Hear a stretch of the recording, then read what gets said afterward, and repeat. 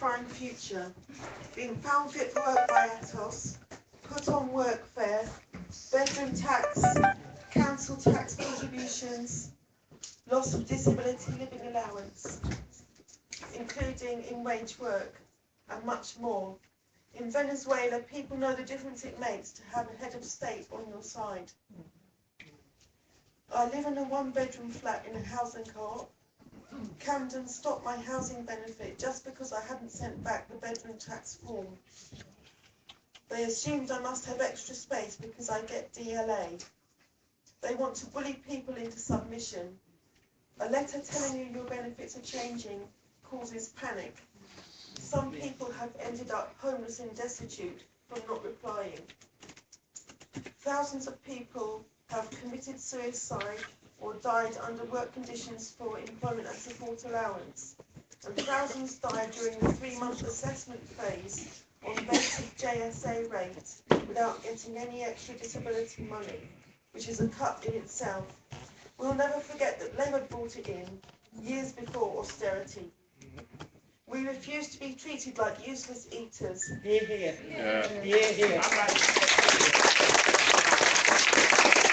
In an inaccessible society, coping with disability is hard work, whether or not we do wage work as well, and we all contribute. Women pensioners, the hardest hit by home care cuts and fuel poverty, have worked their whole life. Many disabled women or mothers found fit for work on the basis that they managed to care for children. Disabled women, already low income, are made financially dependent on partners, another pressure to bear. But we are winning case by case. We're getting people exempted from the Atos exam. We're establishing entitlement to benefits with medical evidence on paper. We're involving MPs, caseworkers of all parties. We're challenging constant reassessments, shortcutting the long wait for appeal, and challenging racist refusals where staff use the cuts to vent their prejudices. The government has been forced to stagger abolition of DLA because of the outcry from disabled people, carers and families. We protested at Atos headquarters in Triton Square. We got MPs like John McDonnell and Michael Meacher to put motions and raise debates about Atos. We won British Medical Association policy to scrap the work capability assessment, and we have to get more professionals on our side and defend the whistleblowers. The most gobsmacking news lately is that Atos is subcontracting to the NHS in its new contract for assessing PIP. They expect NHS physios, who are tough on us already, to do it. We must press the pro-NHS doctors and the physios professional body to come out against it.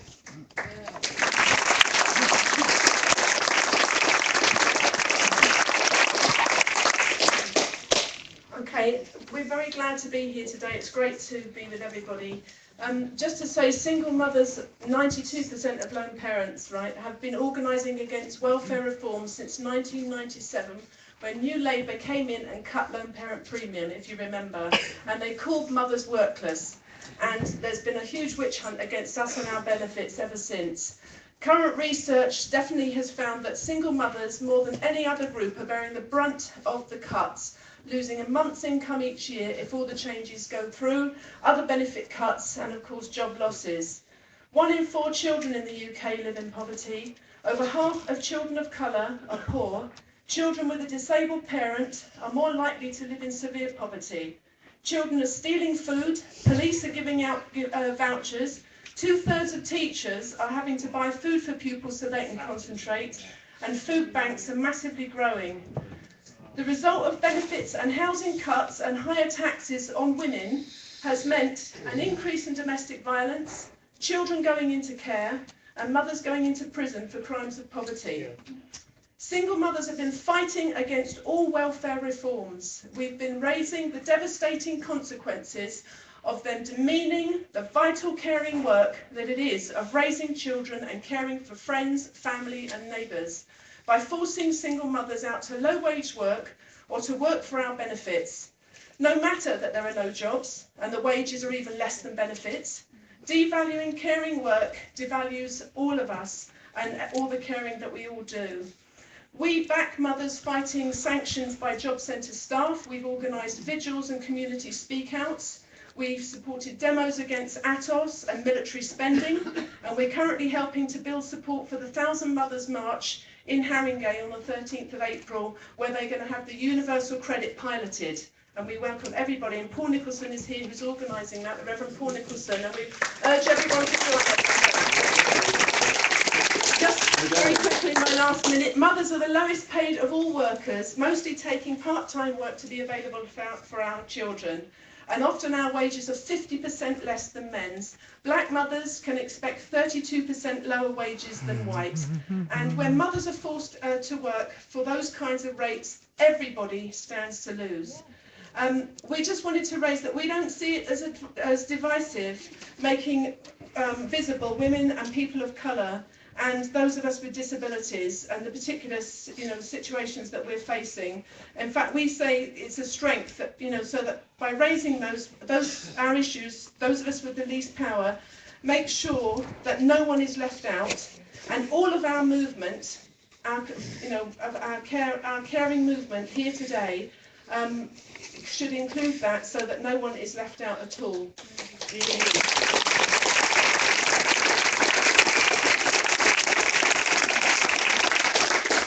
Thanks a lot, Claire and Kim, and I think that added something really useful to the discussion.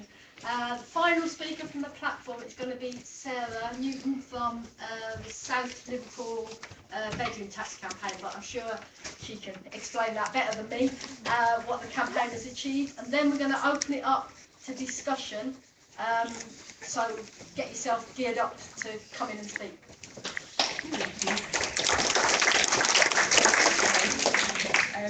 It's really brilliant to be here and to have listened to people from all over the country kind of identify everything that's wrong with what's happening at the moment and the people who are being squeezed. I suppose the point of me here today is to talk about what we're doing in Liverpool, because we're having a great time, really. About 2 months ago, 10 kind of seasoned activists got together in a pub and identified that people really needed a forum to get informed and show each other solidarity in the absence of any meaningful opposition to the bedroom tax. We couldn't wait for Labour to come and save us. The unions have been a bit slow on the uptake, and it became obvious that really people needed to do it for themselves.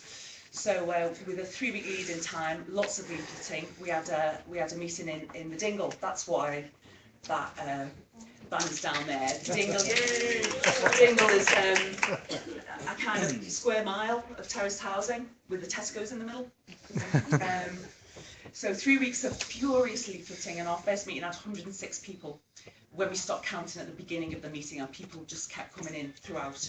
And by the end of that meeting, we had a really comprehensive list. We just wrote down everything anybody suggested that might be a good idea to combat this. And then at the second meeting, we went through the list and talked about what we should do now and what we should maybe do in 3 months. And it ranged from lobbying councillors, housing associations and MPs in a variety of creative ways, right the way through to organising defence leagues with phone trees, so that when bailiffs rocked up, people could turn out and stand in between front doors and bailiffs.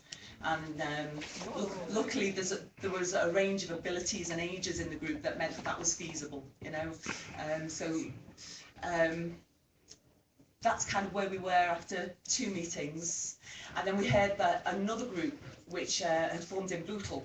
Now Bootle is under a separate council from Liverpool, and so strictly speaking, there might be an argument for saying that we should stick unto ourselves, but the Bootle lot had organised a march, and we heard about it, so we decided to make a banner and go in solidarity over to Bootle, and we marched with about 1,200 people, I think the police said, 1,200 people on a Wednesday afternoon through Bootle, and made a hell of a din outside the council. And then the following week we had our budget in Liverpool, and Stand Up in Bootle came and supported us, excuse me, marched with us from our community centre in the Dingle where we've been meeting. And also in that interim period, a succession of other meetings sprang up. So now, after the Dingle kind of kicked off about 2 months ago, we've now got Central Liverpool, Granby, Garston, Speke, Norris Green, and then over the water there's Wallasey and Birkenhead, and then outside of what's, you know, strictly speaking Merseyside, I suppose, is Ormskirk and Knowsley. So that's in 2 months, and it, you know, some of these groups are more established than others, but we've got an intent to form a federation, a kind of cross-region federation of these small groups of tenant-led activists, yeah. And whilst the seasoned activists kind of started the ball rolling, they stepped back really quickly. It was very clear in the first meeting that they kind of organised the space, did some leafleting, and now it was up to the tenants to decide what they needed, what was useful to them. I think what we discovered was information was really important. There was a lot of cries and whispers and misinformation, and also that it keeps changing. You know, they say it's like this, and you discover actually that they moved the goalposts, or some lackey from the government says, oh, yeah, but the fact that you know, 70 square foot doesn't actually constitute a bedroom under any definition that exists. We're still going to charge you as though it's a bedroom, and all these things will need to be proven in court. So we had a CAB representative who was a housing specialist who was able to kind of clarify a lot of the things that people came worried about, and were able to go away knowing it wasn't a problem for them, or if it was a problem for them, the exact nature of the problem and what we as a group could do to support them. And I think the most important thing that we've achieved really is to provide people with hope. I think a lot of people have sat in isolation and worried, really worried, and I know people hit by the bedroom tax. It's been identified that, you know, there's a convergence for lots of people, especially disabled people. You know, this is just the latest round of attack. But I think I've lost the thread. It's really providing people with hope, you know, and respect to disabled people who've been on this road a long time now, and I feel a little bit ashamed that we're this late joining the party, you know, and the private tenants as well, because they had this years ago. But I think being able to support each other and really bring this to a halt. They can't get us all, you know. We are bigger than them. We're stronger than them. And if we stand by each other,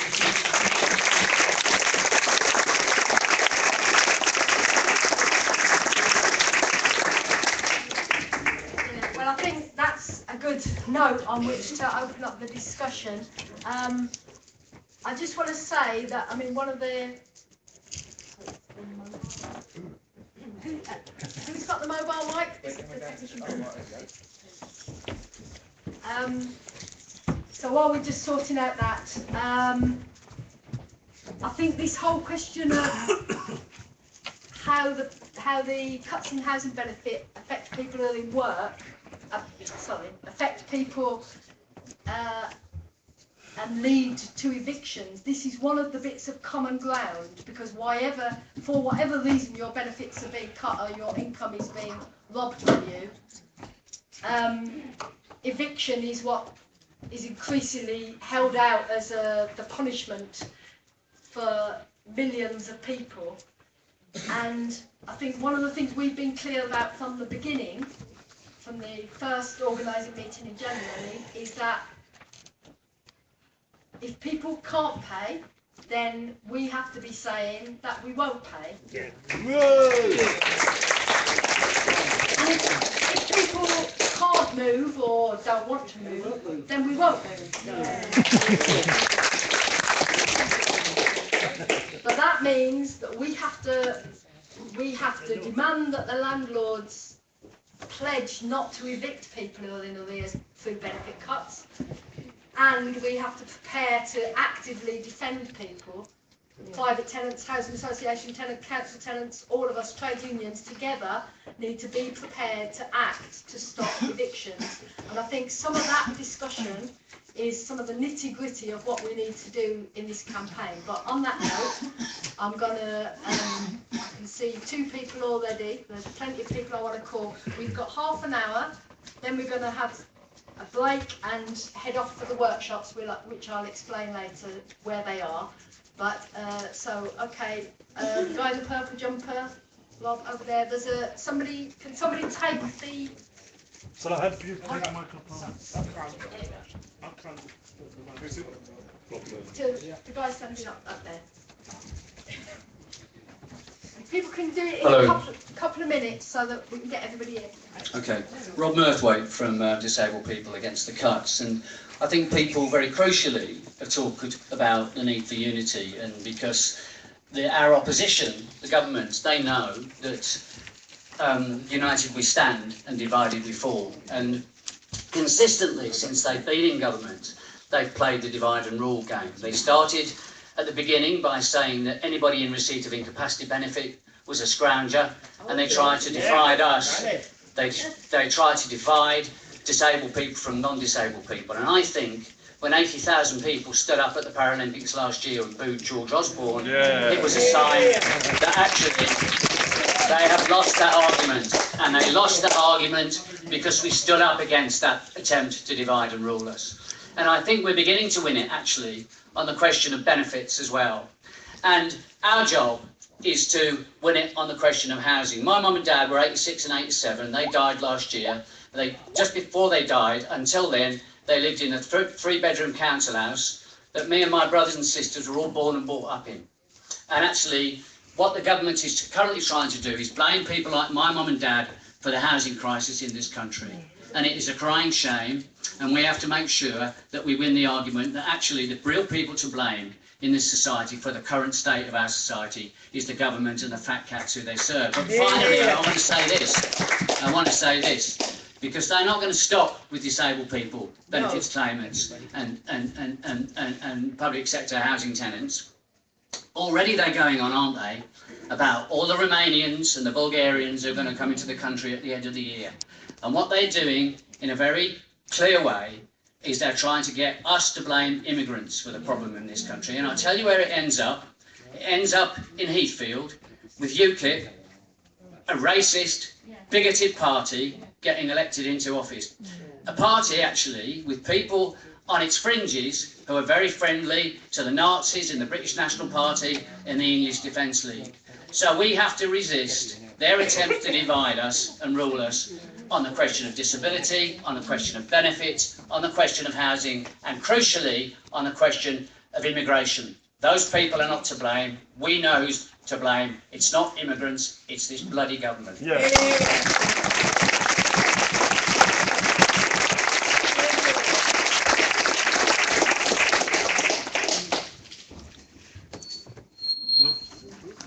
Hello, my name is Nabil Akram. I'm from Islington Freedom Society from Power Group. I'd like to say first thing, thank you for everyone speaking. I think this was good, useful meeting. I'd like to say one thing, all government, what they're doing to all benefits, they're changing all the benefits, I think that's wrong. We also get together and vote for it and stop for big government doing this. So if they change all the benefits, disability allowance, if they change disability allowance and everything, then it's going to be hard for everyone. Lots of people will go homeless, then they won't have nothing to eat and pay for. And we also fight against it to do something about it. Yeah. Thank you very much. Thank you.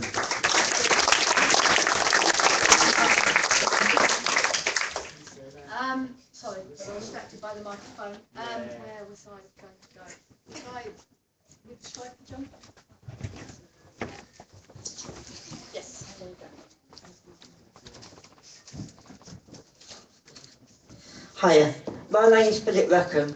I'm a person with a learning difficulty and disabled people. All I've got to say is they want to save money and money and money. And do they care about disabled people? No. So we've all got to stick up. We've got to stick together. Thank you very much.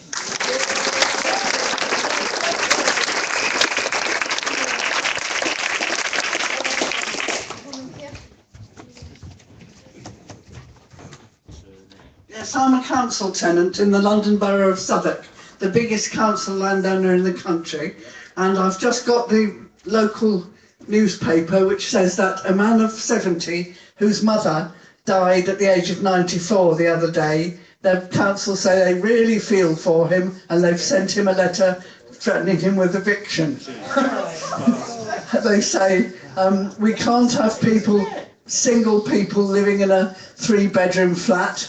Well, they're saying they're going to build 200 new flats by 2020, and there are more than 20,000 people on the council waiting list. I think what we need is far more council housing being built, and Ian Duncan Smith should tell us exactly how many extra houses and extra bedrooms he has, and he should have amounts deducted from his MP's salary for every extra bedroom.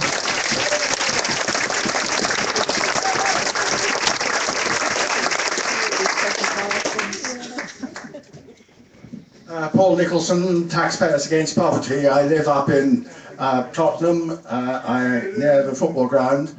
I'm an Arsenal supporter.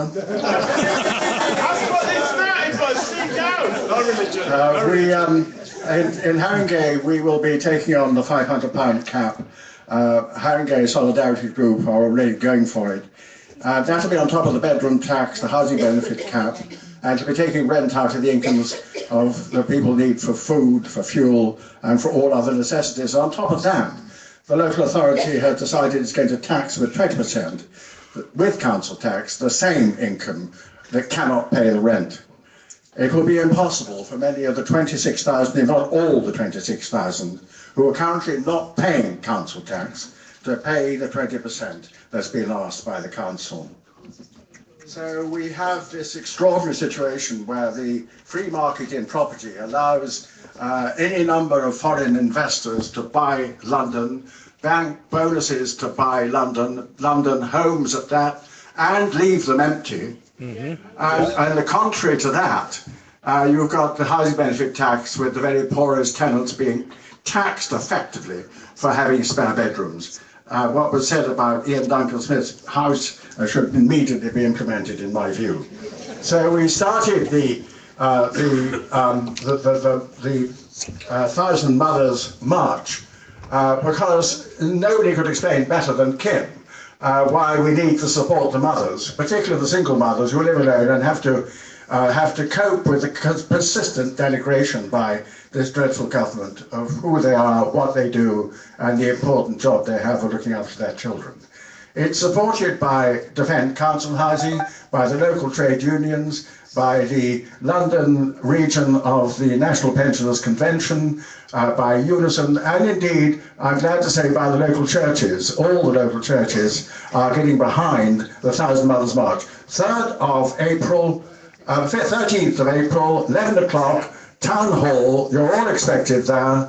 I don't think this government has a single idea of what the meaning of fair is, so I have sent a Bible to 10 Downing Street, and I'm sending a dictionary to the Department of Work and Pensions.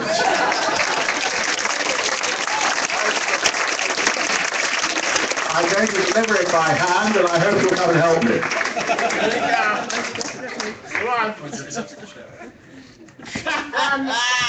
Okay, this guy at the back corner. Susie, isn't it? It's all right.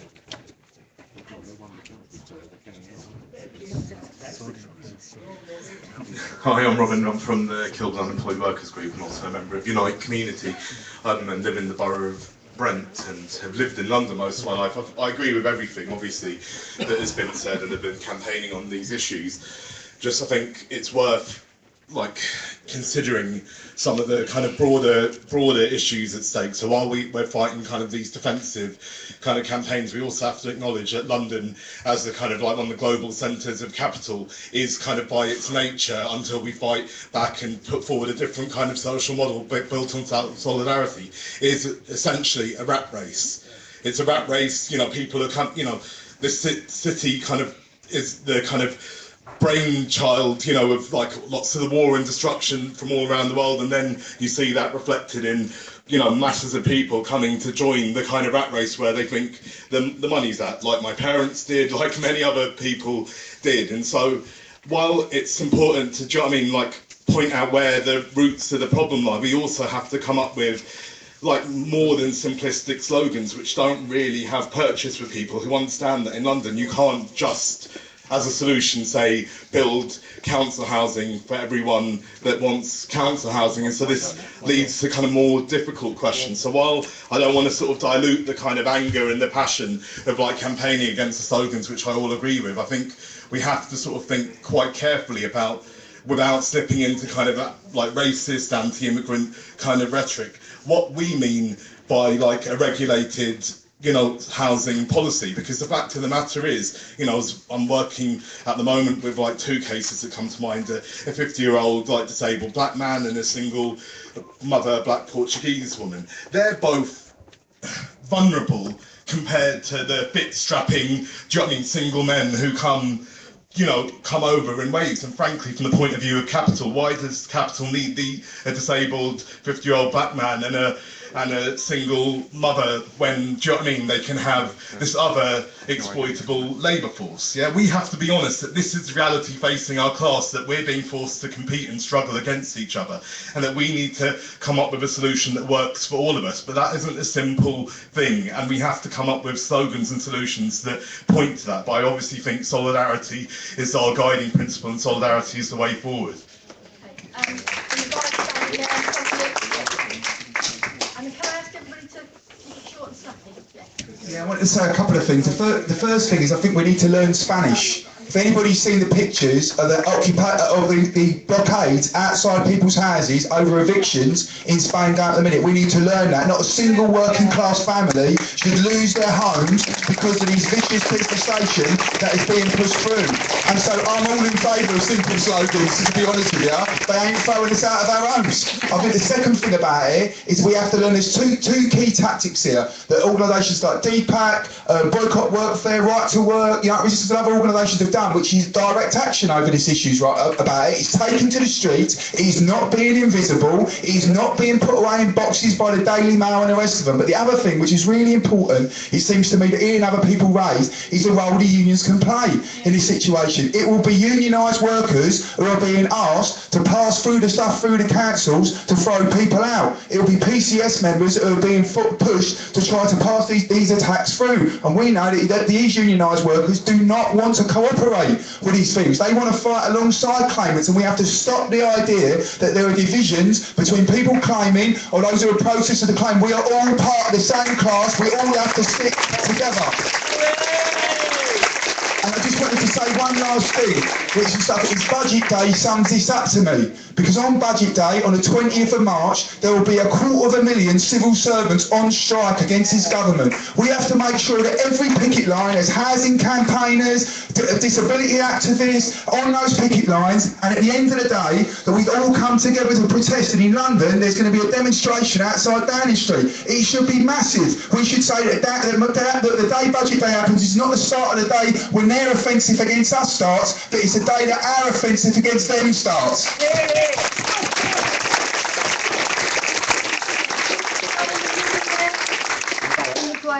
Please, can I ask that people don't shout into the mic? Sorry.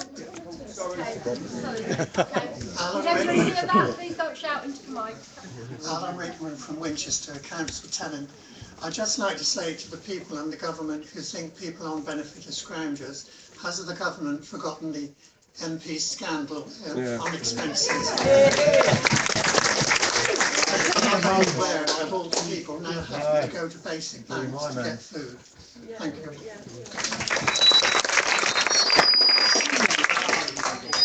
There's a woman in the same row. And there's me as well. Yep, there's lots of people taking Yeah, it's the third time you've done it. Third time, Arlie.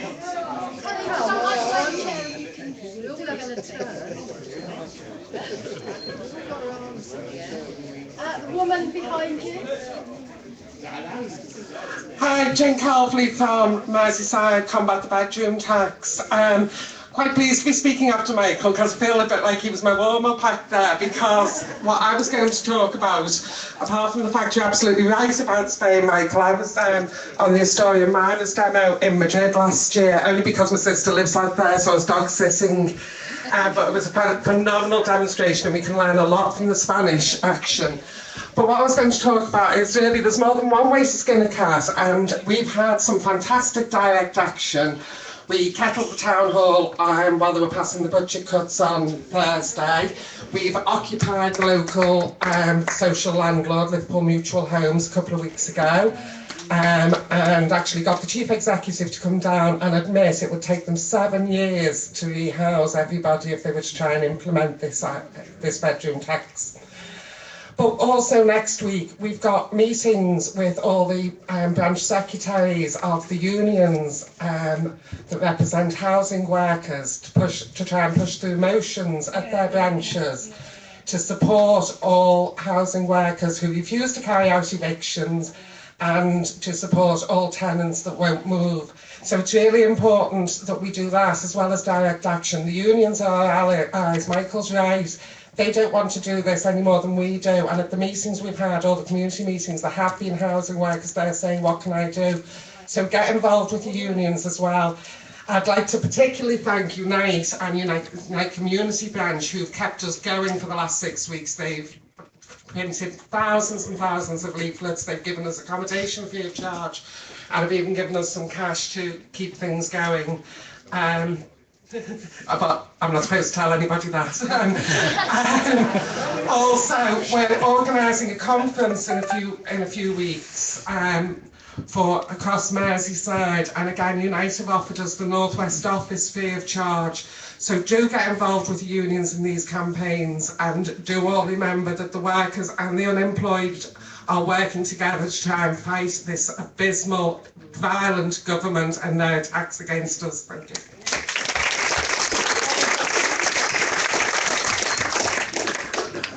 Hi, thank you. Thank you.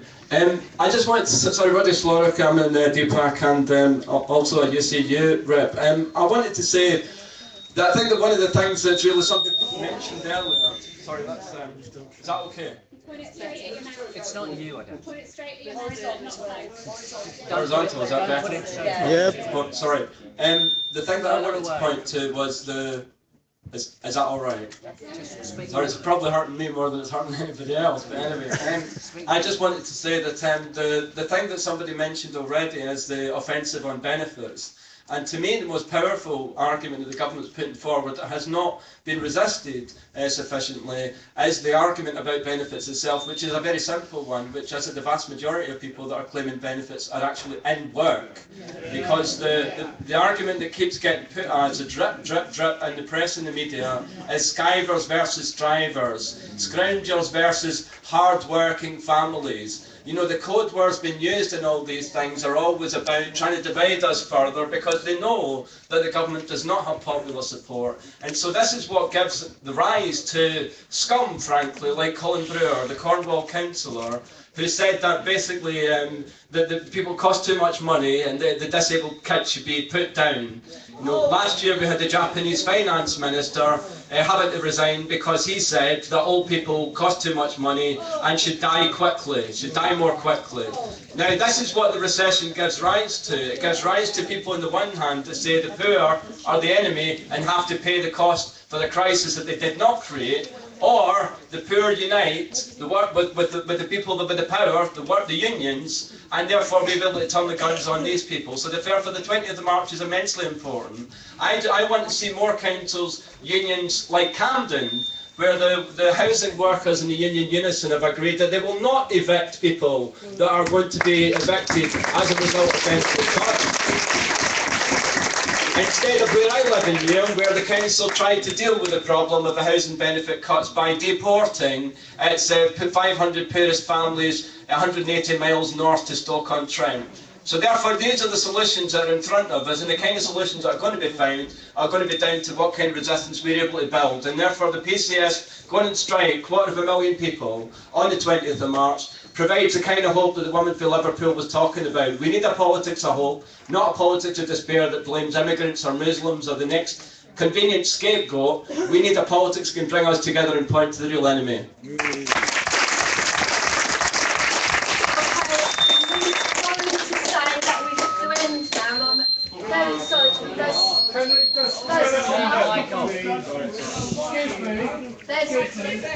There's 14 people at least who wanted to speak, but we now have